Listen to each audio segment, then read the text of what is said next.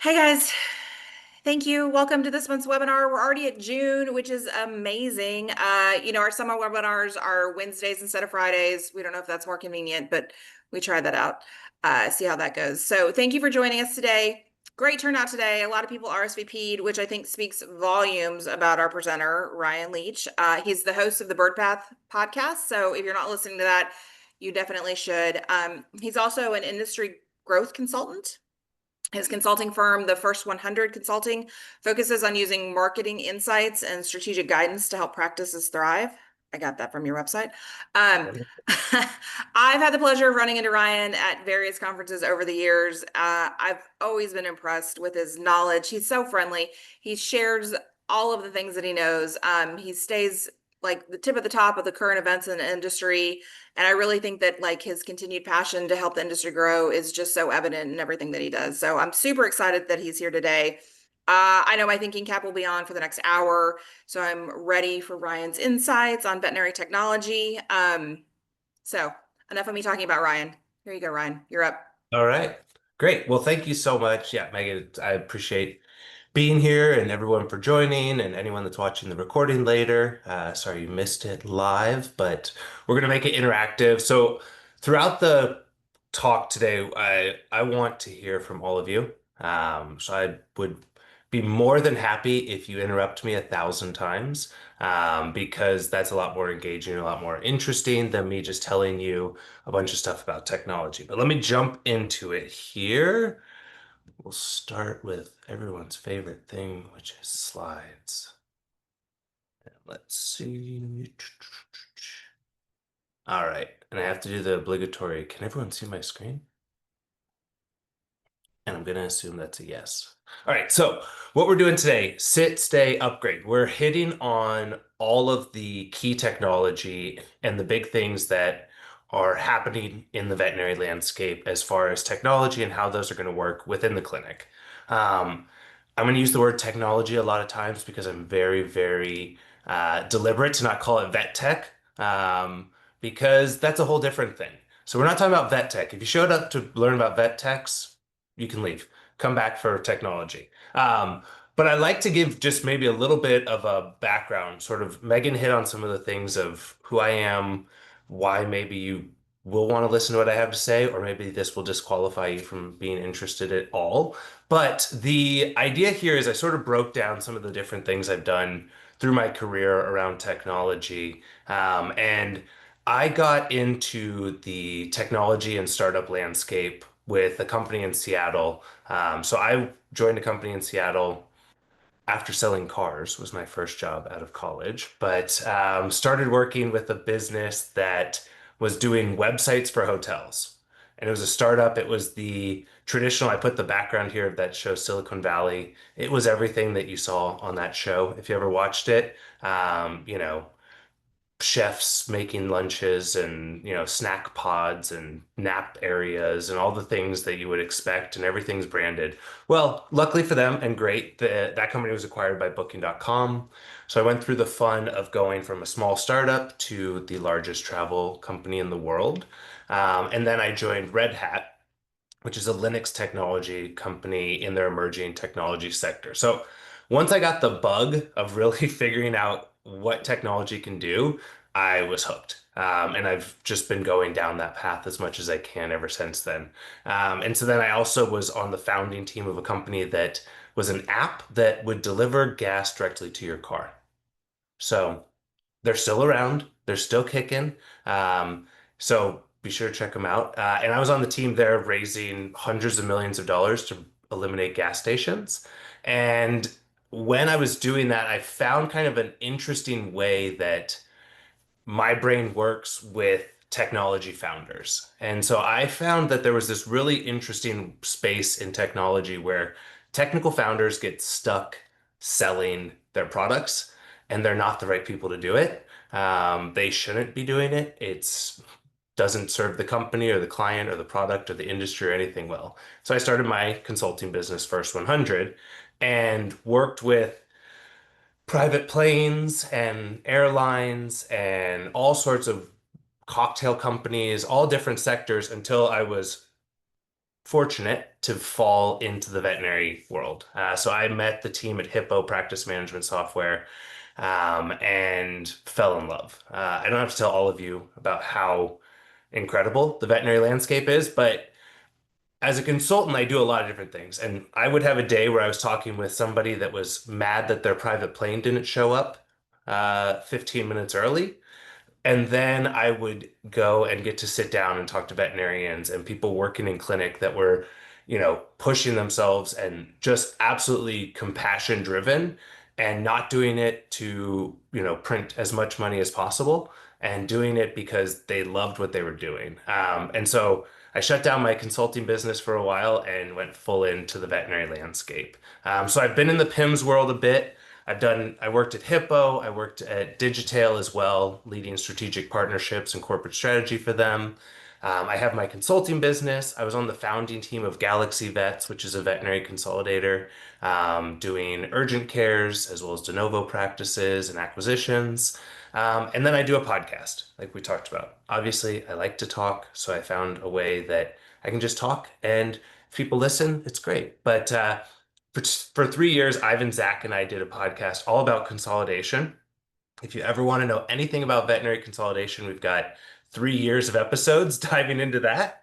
Um, and then I started my podcast, The Bird Bath, where I like to look at the threads that connect every single thing through the industry. All of the things that, the closure of a practice in Minnesota and how that relates to telemedicine laws in New Mexico, and how the acquisition of, or this, here's a great one, the sale of the Boston Celtics has a major carry-on effect for what we're going to see in veterinary medicine coming up. So that's kind of an interesting one. The owners, former owners of the Boston Celtics, now own Mission Vet Partners and Southern Vet Partners.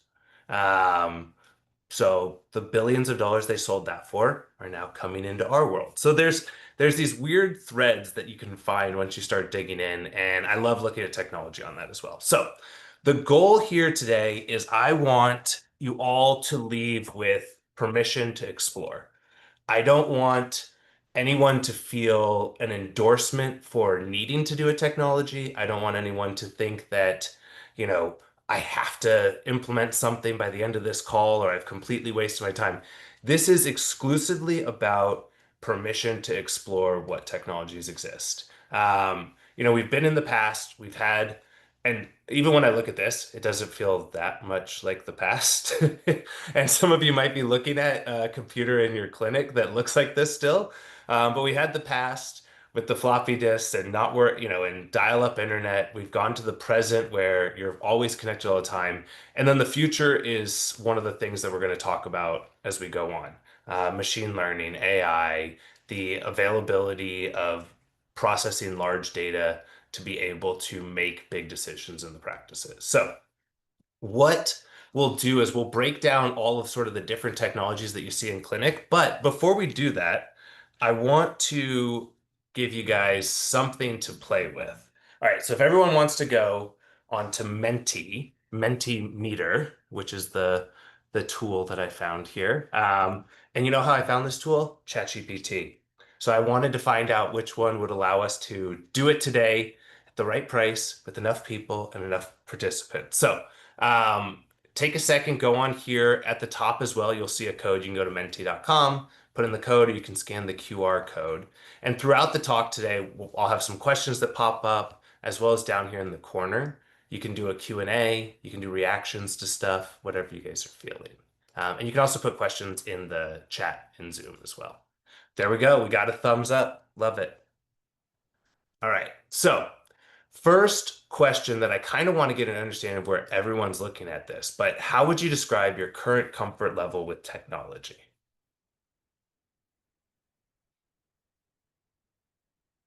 And there's 24-ish people in here, so I'm going to wait until we get, a dozen or more of you responding. All right. A lot of comfort, some not comfortable. Nobody concerned about what a PIMS is, so we're getting a good level set.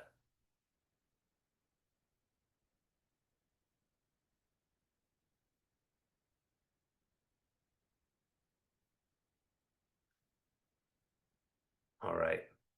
Cool. All right, I'm gonna go keep moving on with it.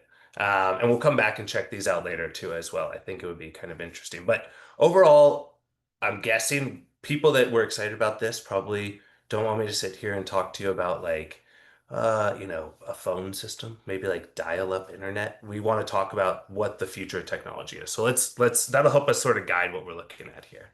Um, and then what I would love to know, this is a free text one. I want to know what frustrates you the most about your current PIMS. Now, none of you said what's a PIMS, but I'll still tell you. PIMS is a practice management system. The I stands for information. No one uses the I. No, I've never heard anyone call it a practice information management system, but I think we put the I in there because a bunch of tech founders didn't want to sell a PMS, but that's just my personal belief. Um, Lack of open APIs, not intuitive, poor UI. So yeah, you guys know technology. We're getting API in here. Server-based and not cloud. Yes, definitely. Every technology we're going to be talking about today is going to be a cloud-based technology. I think the idea of being on a server is this will be controversial to some people, but not does not make sense. It makes no sense to me. It's a legacy thing that we need. Okay, bad reporting. Okay, cool. Reporting is multiple. Don't feel like it helps break down practice management reports. Okay, cool. Oh, so reporting. Guys are, I guess it kind of makes sense, right? Like people like accounting, people like reporting, you know, QuickBooks. Okay, awesome. Clunky. All right, cool. So basically, overall, they're just not the greatest things to use, right? They're not intuitive. They don't really work with what exactly you're looking for there. All right, so let's look at what some of the options are. So I like to think of PIMS as a platform technology. If you want to put the P as platform instead of practice, it can. The idea here is what are some of the different technologies that you're using in practice that are the foundation? I think there's an opportunity and something that I like to talk about pretty heavily is the idea that right now PIMS are the choke holder of all of our data. They're holding all of that data. They're limiting some of the reporting capabilities that you guys are talking about, but the ability for AI tools to be able to process these large data sets as well as unstructured data. So as opposed to an Excel file, now looking at a PDF and being able to read it is going to allow us to sort of move forward here. Um, when I broke this down, are any of these in the chat, if anyone wants to throw it out there, are any of these in the PIMS world here? Maybe something that you've never seen the logo, you've never heard the name of them or anything like that?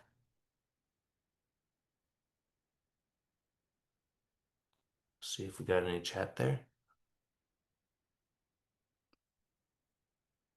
Instinct? Okay, cool. So Dan, um, Instinct is a great one. So the interesting thing that you guys will see here is we've got Shepherd, which really does well in the GP space, cloud-based. You've got Provet Cloud that also thrives really well in the GP space. Digitail, Pulse, and EasyVet. A lot of these are you'll see more in the GP space, VetSpire as well. Instinct is, in my opinion, kind of that market leader for an ER practice. The company was started by a DVM, Caleb Frankel, who built a whiteboard technology similar to what you'd see with SmartFlow, if you guys are familiar with that. And now they've grown to have their own PIMs as well. So Instinct works really well in understanding the flow of treatments and those sort of things. They are introducing a GP product as well, but I think this is one that's definitely interesting. Um, and Joel, yeah, and Megan, yes, we'll get to the next gen ones as well. So Joel, Provet Nectar Vet. So Provet Cloud, this may surprise some of you, is one of the largest PIMs in the world. They are they're based out of the Nordic world somewhere. I want to say somewhere Scandinavian. Excuse me for anyone that's from there, but I can't remember the exact country. But they're a massive, massive company in Europe as well as globally. They've been doing a lot of work pushing into the US. They do have a couple really, really large clients, but they're still trying to work on getting closer to smaller clients and independent practices as well. Finland. Thank you, Bruce. Yeah, and then Nectar Vet's one that I would recommend a lot of people keep their eye on. The founder there, Joanna, is wildly brilliant. And she is building this. Now, they are based out of San Francisco area, more of a VC-backed, high-growth business, trying to tackle things in the similar sense. The cool thing, though, and if we look at the next gen ones, the next gen companies are the ones that I think are maybe not fully adopted right now, but are doing something massive. So Lupa is a PIMS. They're based out of Europe. It's a German team out of the UK. They've done something really interesting in the sense that they have built a competitive PIMS to every single one of these in about 24 months, where all of these companies are, besides NectarVet, are, you know, 6 to 10 years old or more, if you look at Pulse and EasyVet and some of the others. Um, Lupa has built their company in a really unique way that they're very module based. So they're able to allow clients to say, "Hey, I want to use your reporting functionality with my current PIMS, or I want to use your AI scribe with my current PIMS, and I want to use your booking system in my current PIMS, or I want to use your all of your stuff, which encapsulates a full PIMS." And the reason why they've been able to do that is they've built their business foundationally with a high level of AI development tools behind the background.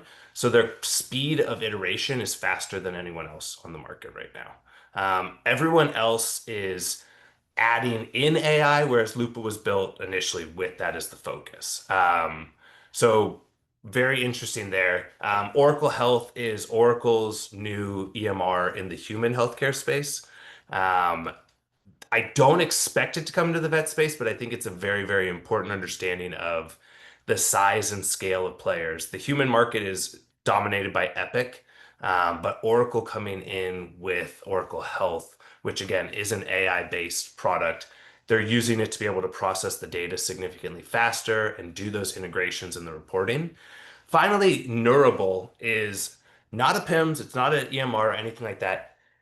The idea of this is if you want to think about ambient listening. And so the idea of ambient listening is that ultimately the goal for technology, in my opinion, is that you won't ever touch it. The idea is that you should be able to live your life, and let's talk about it in practice.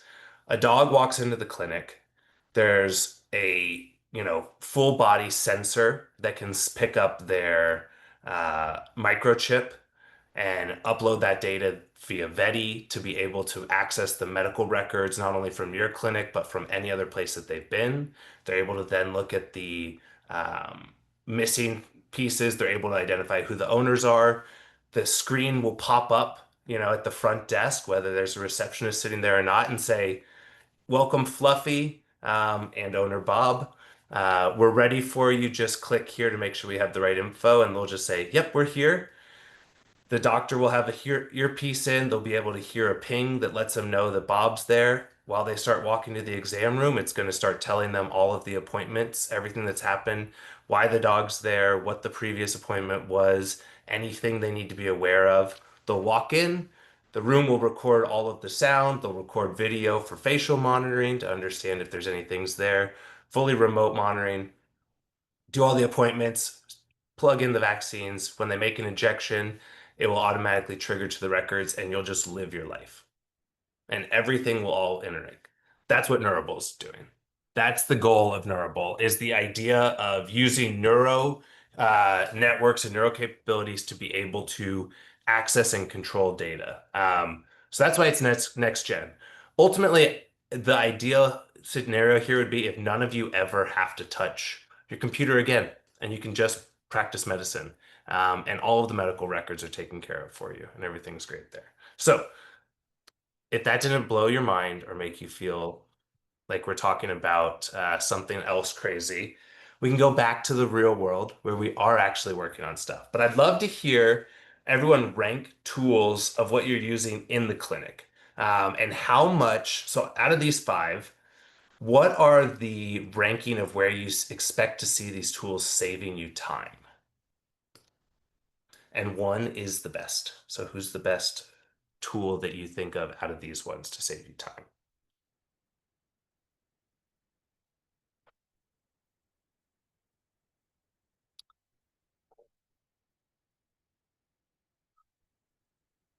Okay. I mean, it shouldn't surprise you guys that I love technology, but I just love seeing things like this just move around while people are filling it out. It does it for me.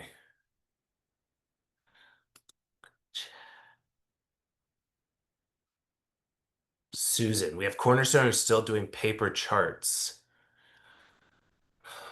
Yeah. I mean, it's so that's the thing. Well, and so the hard thing there, Susan, and while people are filling this out, I think that's a great comment, is one of the hard things about doing a talk like this, right, is sometimes I feel like you're preaching to the choir a bit. No one on here said, "What's a PIMS?" And so maybe that's the thing. This is being recorded. Let's send this to the people that don't know what a PIMS is. Let's send this to people that aren't ranking things or understanding, and this is all foreign language to everyone. Because that's the hard thing, right? If you're still on a server-based software, it's still really difficult to get those integrations in place that will allow you to use, like we're talking about AI scribes or smart inventory or scheduling. So that's a big, big thing that we see there. Yes, Karen, DVMs need help with medical records. They're staying late. Exactly. And so that's where we're going to hit on the next piece here. So I want to hit, so everyone, which is pretty cool, ranks AI Scribes as the top time-saving tool. I'm gonna challenge some of it as well when we look at the inventory side of things as well. And so let's look at some of these tools that you'll see in clinic. So I broke down these in the idea of AI scribes, inventory tools, and then next gen. So AI scribes, there's four of them listed here. There's over 45 of them that are on the market currently. Um, it is a situation right now where there is a massive, massive land grab. Um, just from my gut, at the beginning of the year and at the end of 2024, actually, Digital did a survey and found that people that use an AI tool are 67% more likely to continue using an AI tool, and so it's a massive opportunity there. And then we were expecting at the beginning of 2025, AI scribes were, you know, sub 15% of people in clinics were using them. I would not be surprised if we're over 60% by the end of the year. It is one of the fastest growing technologies that we're doing here. And if you're not trialing one of these, every single one of these companies has a free trial. Every single one of these companies has the ability to eliminate your need to write your soap notes or create discharge instructions or do things like that. And so all of those are really great opportunities and really great ways to be able to do it. ScribbleVet is one that's really well respected. I know the team at Granite really enjoys what they do there. I think each one of these has a unique space as well. So try them out. If you haven't trialed a AI Scribe, you should. Great use case story was I have two little girls. They're three now. If you're listening to this a decade from now, they're 13, and that's terrifying. But they're three now, so they're still, like me. And I was helping out with the PTA meeting, and everyone got around this table and someone's like, well, who's going to take notes? And I was like, I got this, guys. And I actually used Covet to take the notes for our PTA meeting. I had a trial going and I just plopped my phone in the middle. And I said, I got this. I'll send them out to everyone. And it's trained on veterinary medicine and everything like that, but it took our notes. It knew that Cindy's mom was in charge of cupcakes for the birthday party later that week and all those things. And boom, done. Sent it out to everyone directly from there. And so it's like it it doesn't have to be a life-changing thing where you go, I'm going to use this for every single case that I could ever dream of, and I'm never going to touch my computer again, like Ryan said. Just try them. Download them, check them out. You can try all of these for at least a month, I think, for free, and it's going to be a huge, huge opportunity. Now, we all said that that's the biggest way that we think we can save time, but I think that it's really interesting to look at, oops, there we go, the idea of inventory. Um, Inventory, and I can't see everyone, but I'm imagining all of you at some point have done a bottle shake to do inventory, which I didn't know about until diving more into this. And people were like, how do you do inventory? They're like, got some, order some, too much on hand. You know, that doesn't need to happen anymore. There's tools like Inventory Ally, which integrate with all of your different PIMs and ordering systems, and they use an AI tool to actually do a predictive analysis of what you need to reorder. The goal there is that you you have to take some time from the beginning to sort of set up and plug it into whatever tool you use, whether it's Vet Cove or Wedgwood or anybody like that, or any of the Covetrus tools. And you plug that in, and it's able to read all of your previous utilization, future predicted utilization, and create your full order for you directly from there. And the idea is that it should eliminate hours and hours and hours of inventory management every single time that you have to do that reorder. And on top of that, if we're looking at the accounting side of things, it should eliminate the excessive inventory on hand or the rush fees or things like that. So really, really cool to see what Inventory Ally is doing. And then I'm going to hit on a next gen thing because this is one that um, might freak people out. But there's a company called, I need to update this. I'm sorry. Just I'm so used to thinking of it as one name. They just rebranded from Instapet to Pointer Health.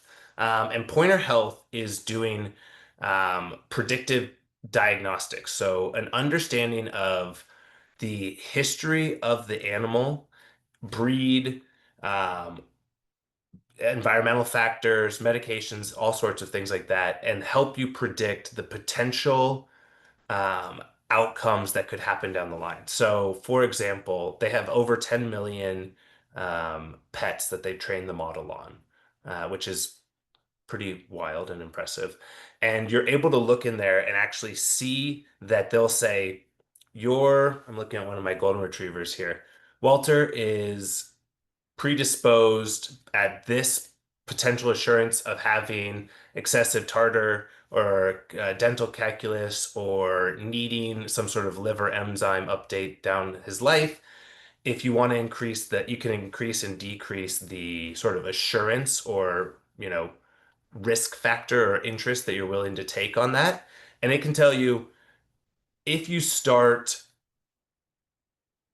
let's say, I'm not going to say Librela. I'm going to use Librela. No one come for me. I'm not opening a conversation on it. But let's say you start Librela today. The expectation is that it will reduce the inflammation in his joints before he turns 13, which he is now, right? And so the idea there is looking at what you can do for your patients today based on past data from all of these different animals. So it's really, really a cool one to look at. They're still in a pilot in a beta phase and they're rolling out, but definitely a company to keep your eye on there. All right. Then let me see here. This is a busy, busy, busy slide, but let's look whoop, here. Actually, you know what? Stick with me, guys. There we go. Let's do another client one before we go into that. This is a mountain of information, but this is probably what a lot of you wanted or expected to hear about or didn't. And if you didn't, then this is what we're talking about for a little bit. So client, these are the tools that your clients are engaging with through your practice. Scheduling an intake, telehealth, and then some next gen things. So um, I'll say it personally, I am a fan of telemedicine. I think it's an important tool that will allow us to overcome some of the access to care gaps. I don't know that it's the exclusive tool to that, but I do think it's something that's important. And so I highlighted quite a few of them here. Scheduling an intake, though, I think we've all been in the situation where you filled out a form, whether it was online or in person in the clinic, and the pet comes back, and the first thing that patient is asked or that owner is asked is, "So what are we in here to do? To see? Let me get some of your history. And you're going." I just did this. I just gave you all of this information already.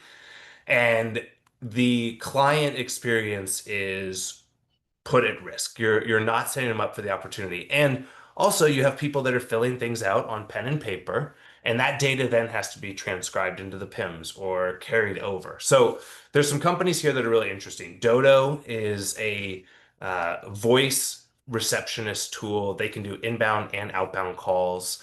So the idea there is that you should be able to call into the clinic, talk directly to an AI agent that has tonality, inflection, a high emotional quotient. They actually found in data that, sorry for all of our veterinarians, that AI tools score higher on EQ than DVMs do.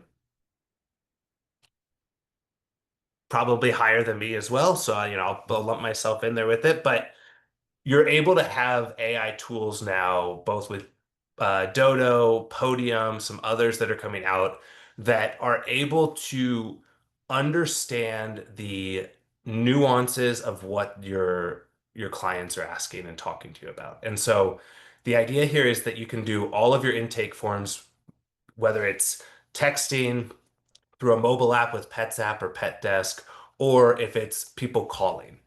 People are still calling your clinic and they're calling after hours because they're now used to Amazon being able to order something. I'm remodeling my bathroom.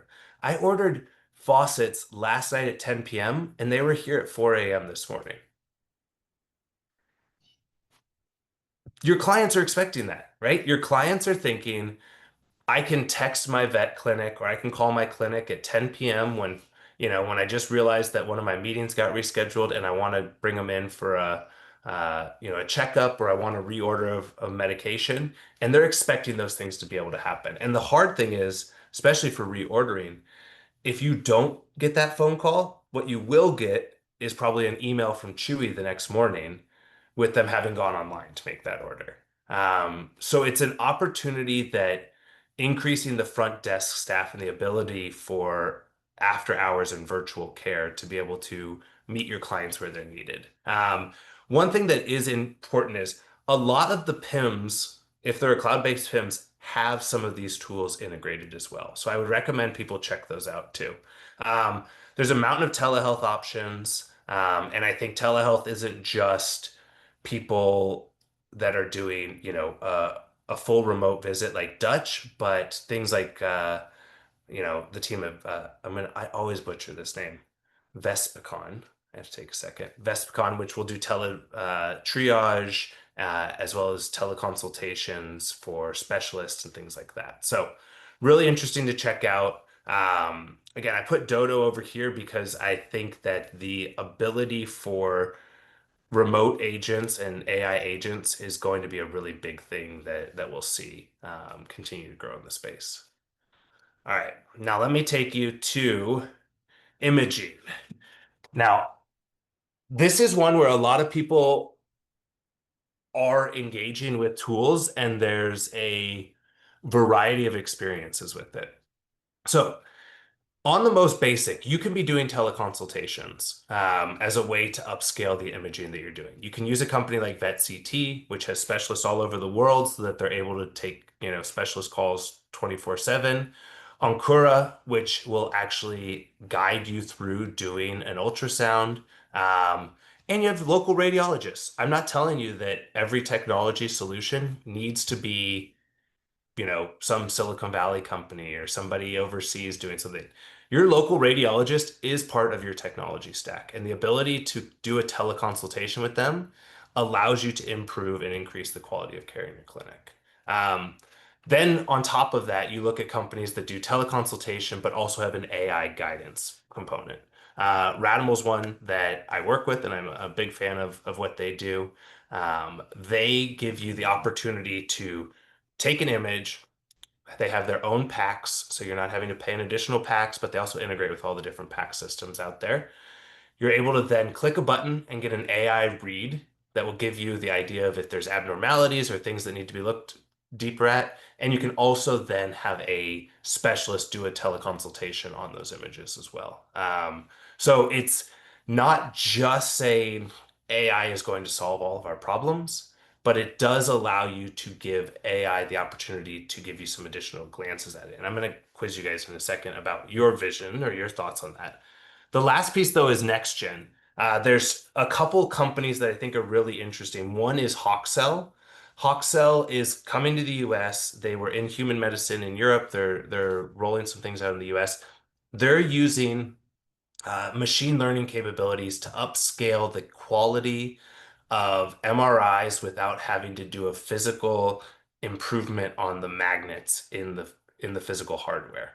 Um, so it's I had to learn more about how an actual MRI machine works and all the things that spin around, but they are able to upscale the lasers by 3 levels or the magnets by 3 levels just through utilizing machine learning to be able to upscale the images. And they still capture the original one, but they can give you a higher quality image without having to upgrade the physical hardware. And then finally, the idea here of augmetics as well as Accuvane is the idea of being able to do augmented reality or virtual reality as a way to be able to increase the vision that you have in clinic. So Augmetics is doing augmented reality that can scan over and overlay an augmented reality image of the patient that you're sitting there with to be able to show you ligaments and kind of an internal view directly on top of the animal while you're sitting there with them. And it's pretty crazy. It's going to keep growing. It's going to be something big that you'll see. But I want to see what you all think. If AI tools could instantly flag abnormalities, would you trust them?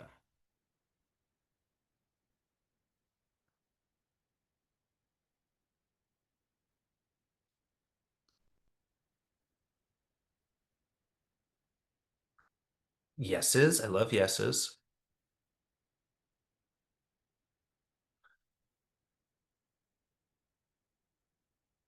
All right.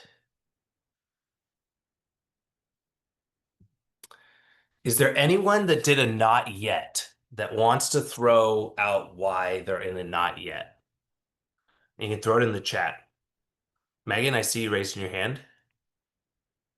Sure, I can I feel like we adopted AI radiology reads pretty early on, and like they didn't pick up pregnancy, and they're like, well, we're not set up to set up pregnancy like that. You should be able to pick that up. And I was like, well, that's pretty easy. And if you're not picking that up, then what else are we missing? Totally fair. Yeah, so I guess the idea there is you want to see more skills from the model or the tool to be able to give you more of that assurance. Yeah, it just feels like how do you tr like it feels like more work now because you have to go back and verify. If you don't trust it, then Yeah. it's more work. Yeah, it's um my father-in-law who may listen to this, sorry to call you out, but he got a new electric car and he was driving it.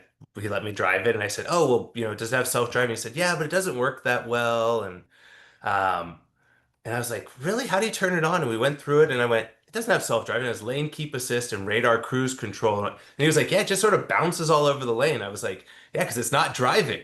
Right? So I guess that's kind of the same. The reason I tell that story, not just to embarrass him a bit, but also because if you don't know the limitations of what the tool is, right? If you're expecting it to see a pregnancy, but it doesn't, then what else is it missing? Is kind of the concern there, right? So that's a great callback. And I think right now, radiologist review, this is the category I'd be in. I'd be in there with the radiologist review. I think the opportunity for viewing the abnormalities is spectacular as a additional set of eyes. I always tell people don't hand your computer a scalpel, right? Like it's here to show something and it might point out an abnormality that you didn't see, but it also might miss one that you do see. And the models are continually growing and improving and changing. But yeah, that's definitely something that you'll see people, finding is a big thing there. So thank you for answering that. Um, All right, and I'm going to show another one before we go to what brings you the greatest fear. Hardware. Hardware is cool. This is one of those things that a lot of times I think when we think about technology, we're talking about SaaS, software as a service, or things that you go and get a subscription for. But there is let me rephrase how I'm saying this. There's a lot of things that are happening in technology right now that require data. And the better the data can be, and the more timely it is, the better your outputs are. So some of these companies they're doing wearables. I think Maven is one that really interests me. Mogi is all on the feline side of things. They translate your cat speech to human speech for you. So they take the cat's behavior and they put it into a really approachable language that you can read through the app, and it'll tell you, hey, instead of saying activity was down by 4%, it'll be like, I'm just not feeling that lively today. I'm not feeling very excited about this. Or, you know, ate less or played less. So Mogi's doing a really cool job there. Maven's doing a really interesting job of going beyond the wearable and collar tracking that we saw from companies like Fi that are focused on location and GPS and all of those things. And they're actually able to do remote monitoring, so vitals, and be able to understand more actionable information. So not just the one that I talked to the doctor about was seizures. If your pet's having seizures at home, a pet parent might look at it and go, they peed on the floor. Why is my dog, giving me trouble? They're tired and they're peeing on the floor. This is bothering me. Well, maybe they're having a seizure while you're out of the home and they've recovered and they're back fine or acting more normal when you get home. Having a wearable like Maven will allow it to ping and show that that seizure occurred even when you're away from the animal. And then you're able then to take that data and access it and plug it more into the system. The final one that I have on here that I think is really cool is Wimba. Wimba is making 3D prosthetics. They actually send you in the clinic, they have this little pad that you put your foot on, and then it has this little robot that you put your cell phone on, and it does a 3D scan of the orthotics or prosthetics, and then sends that scan out and creates custom prosthetics and orthotics using 3D imaging. So pretty cool what they're doing in that sense. All right, now we'll hit on some change stuff, but I kind of want to know what freaks everyone out or what people like. So let's hit on the first one. What of the technologies that we've talked about here, and this is free text, what of the technologies that we talked about are exciting to you guys? Which ones are like, oh, this could actually be useful? All right. Software, wearables coming in. Guys are giving me wearables. I feel like I sold them very well for you there. They're cool. They're one of these things that gives you a lot of additional things. Yeah, AI is definitely going to be a big piece there. History in microchips. Okay. Yeah. So the history of microchips thing is really cool. There's a company in Australia called VEDI, VEDI, that allows you to scan that microchip and be able to track all of the different places that the pet's been, the owner information. It's without using too much blockchain language. It's sort of utilizing that microchip as the digital wallet for the pet. So wherever they go, and if there's a heaven forbid, hit by car instance, and that pet's brought into an ER down the street, if they have VETI, which is their goal to get everyone using it, they'll be able to scan that microchip and go, okay, cool. Here's the owner's information. Here's this. Here's the medication that they're on. Here's history on the patient. Here's this. Okay, boom. All right, let's practice medicine. And then they're able to then complete their records and they load back on there. So when they go for the recheck, because they saved their lives and they were perfect and happy and no pets ever get sick or die, they can go for their recheck at their GP and they have all of the medical records there. So pretty cool. Yeah, awesome. Well, I'm glad that you guys, you know, it seems like you all are in the right boat here. All right, now what technology causes you the greatest headache? Which ones freak you out? Which ones do you not like? Software. Guys, that's what we're talking about. Be more, give me some specifics. All right, if we put software, are the PIMs driving you crazy? Is it the booking tools? Is it diagnostic machines? Like, what is it? Costs? Okay. Trust. I'm not even just gonna be trust inventory tools. I think trust is kind of a big one. Telehealth, replacing CSRs, AI receptionists. Okay, so I'm gonna try and read between the lines here. AI receptionists and replacing CSRs is an interesting one, as well as telehealth. And I'm AI replacing jobs. So I think that's super important. And that's one of the things that Richard Goldstein, who's the CDMO at Zoetis, he did a talk that I was at to technicians. And he said, how many of you went to school so that you could follow a doctor around and write down all their notes? No one raised their hand. He was like, if some of you had raised your hand, you would have absolutely be thrilled about your upcoming career.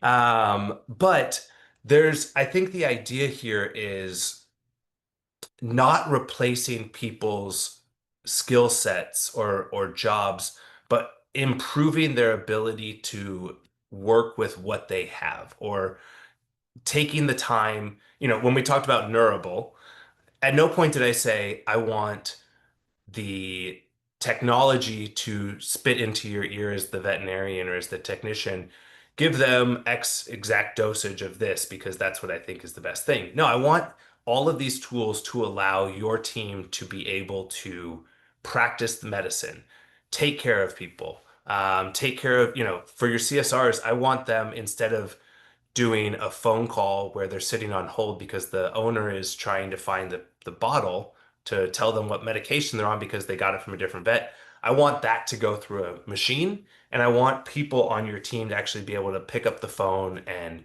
talk to somebody that, wants to speak to a human and wants to do some of that triage and wants to get, more of that connection. But the things that we can offload to machines, let's do that. So I think that's going to be a big, big thing. We've got one question. PIMs are clunky. I mean, that's not even a question. That's just a great response. So I think that's kind of the interesting idea. And we've got a few minutes, but what I want to hit on to wrap it up for you guys on some stuff and then open some questions. All of these are great things. And you might have looked at this and said, I'm going to start using wearables. You're going to absolutely fail at that if you don't go through a change management guide and actually work on it. So, along with a team called from industry stakeholders and a ton of really interesting people through a project called Revamp, we've created a change management guide, created a self-assessment tool, and all sorts of stuff. So this will take you to a change management guide. You can also go to revamp.vet, which will walk you through the opportunity to do the strategy, the initial evaluation, selecting your tools, implementing it, and monitoring and evaluate it. This was built with the AVMA's input. Audrey Weistratch from PetFolk was so generous to open up the doors of how they've implemented their technology across their groups. And we've actually sourced this across independent practices, large corporate groups, and everything to figure out like take this, take what we talked about, and be able to actually pick one software and one technology and roll it through here. And Megan, I'm make sure I can get any links as well. If anyone wants it, you guys will have my contact info as well too. And then the final piece on this is if you're going, hey, some of this sounds cool, some of this doesn't sound cool, I don't know even where to begin. It's actually a self-assessment as well that you can do through the Revamp project. You can go on here. It's about a 5-minute survey that you can take, and it asks you about, what are you using, what goes well, what don't you like, what are these things, and it'll actually create a custom map for you to understand where your practice sits in these technology phases, to be able to understand like hey, if you're not using, any sort of DNA testing, you probably shouldn't start trying to implement CRISPR to do gene editing in your clinic, right? Because there's things that get us super excited, but maybe there's not the foundational pieces. So great opportunity here to be able to actionably do something with some of these things here. And then go back here. I wanted to get a couple more from you guys, and then I'll have some couple minutes for questions. But what do you think are the most difficult parts of change in the clinic? And first in this situation is the worst. So rank number one is the most difficult thing about changing your technology in the clinic.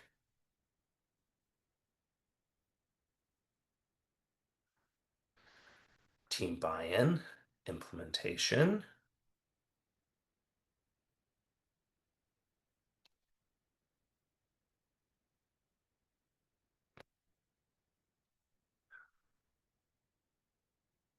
All right, okay.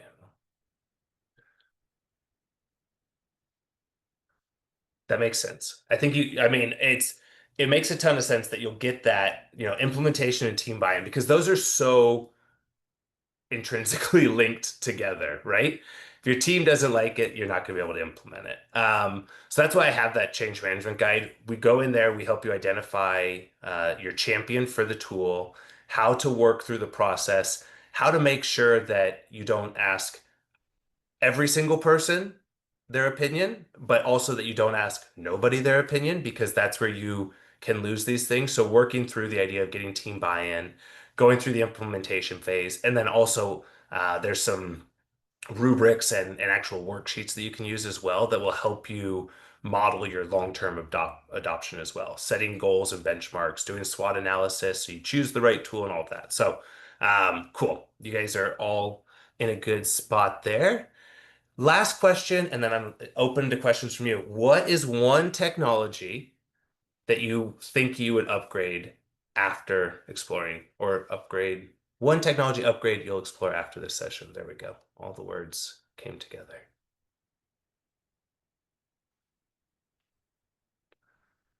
Scribble Vet, AI scribing,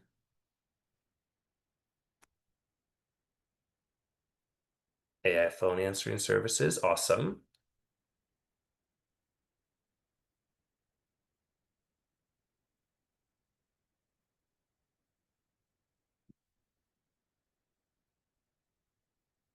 I love this. And I think it's cool. So for the AI receptionist piece, I think I would love anyone that looks at that to actually have your front desk look at it with you, right? Like it's interesting because these businesses aren't trying to eliminate their jobs. They're trying to allow people to do things that they want to spend their time doing. We lost a lot. I'll get too philosophical, but we lost a lot of that in the Industrial Revolution. The point wasn't to have a 90-hour work week. The point was to have a 15-hour work week, but we just kept giving ourselves more and more work, even though we found technologies to allow us to do it. It's cool. Joel, I've got your question here. All right, I'm going to jump to I love this.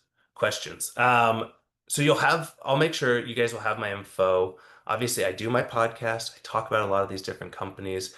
How do I compare Dodo to Ava for AI reception? So Ava, for people that aren't aware, Ava um, is a product from a company called Vet Power. They've been around a little bit longer than Dodo. Um, Dodo has, I think the tonality of Dodo, I prefer it to the tonality of Ava. So it sounds there's this halting thing. If whenever you play with an AI dictation tool or a tool that talks back to you, interrupt it and see how it handles that.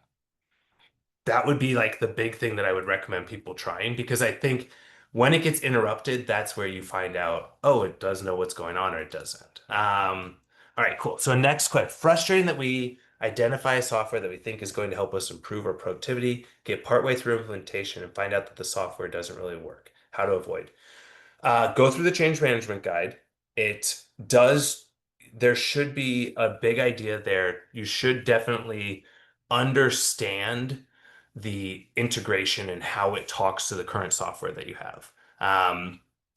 Think about some of these softwares are maybe like a great recipe, but if you don't have all the ingredients in your shelf, it's not going to work well for you. So find the recipe you want to make, but then look in your shelf and figure out that you have all the ingredients for it. That's probably where you're finding some of that frustration. You're going into it and it's going, oh, well, we don't work with your PIMS, or your phone system doesn't have this, or your workflow in clinic is different than what we expect. Like Megan said, right? If you're just looking for pregnancies on an AI radiology tool and they don't have that, you're going to get frustrated. So finding out some of those things and creating a rubric of what you want to find from it would probably be a key aspect there. And the cool thing too is as the every single technology that we talked about here would be thrilled for any one of you to contact them and ask them questions because you're the ones that hold the keys to getting these companies to participate with each other as well. So I think that's an important thing to know. You're the power drivers of the interoperability. Companies essentially want to do as little interoperability as possible because they want to build their own versions of things. But the more that clients push for it, the better you'll find that. Let's see here.